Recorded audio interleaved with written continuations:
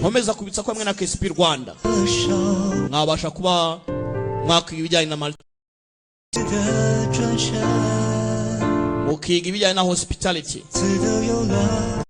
8665 bakora mu mujyi wa Kigali hariya centre.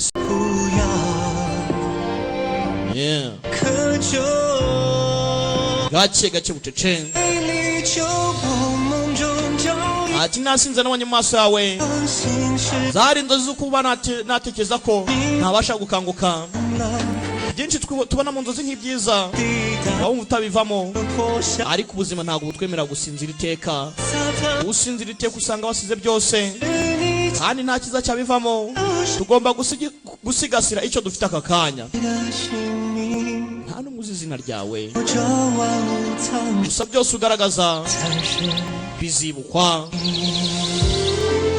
uzibukwa n'irasirwa ryawe byose ubwiza bwawe. Nanjye nta magambo ya Karim nk'abantu mw'amagambo y'izi ndirimbo cyangwa se indirimbo z'abanyaziya ziba ziri mu migani wakumirwa. Ati teka mpora nambaye igicucucu cyawe, wewe wenyine uzi impamvu ibyo mbikora. Araryamye buri ndabuke.